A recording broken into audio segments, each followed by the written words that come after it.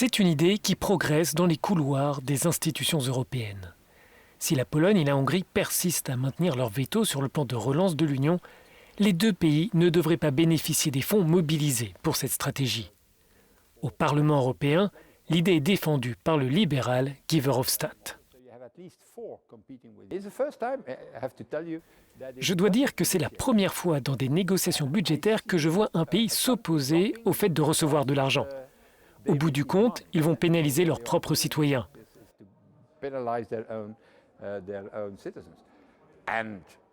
Et si cela n'est pas possible, je ne vois pas d'autre façon que d'entamer une coopération renforcée basée sur l'article 326 du traité.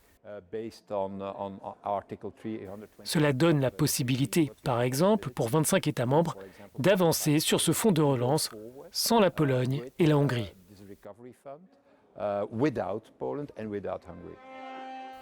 L'Union souhaite conditionner l'accès à l'aide européenne au respect des valeurs démocratiques. Pour l'eurodéputé et ancien Premier ministre belge, il y a un fort engagement citoyen en faveur de cette approche. Dans la plupart des pays, 60 à 70% des personnes trouvent cela absolument normal de stopper l'aide européenne à un pays qui ne respecte pas l'état de droit, la démocratie et qui est entre les mains de personnes corrompues.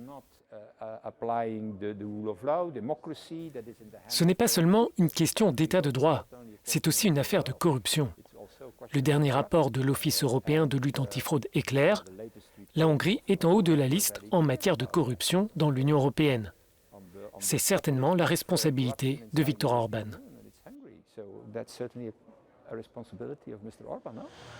Budapest et Varsovie estiment que l'état de droit est employé comme une arme politique. Dans une interview, le Premier ministre hongrois estime que ce nouvel outil pousserait les institutions européennes à agir comme l'Union soviétique.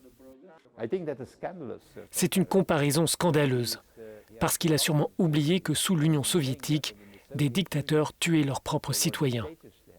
Les historiens s'accordent sur le fait que peut-être 20 millions de personnes sont mortes sous le règne soviétique. Comparer un tel système, une telle tyrannie, à un projet démocratique, à un projet de paix comme l'Union européenne, je trouve cela scandaleux. L'Allemagne, qui assure la présidence semestrielle de l'Union, assure qu'un accord est à portée de main, mais Guy Verhofstadt exclut toute concession sur l'état de droit.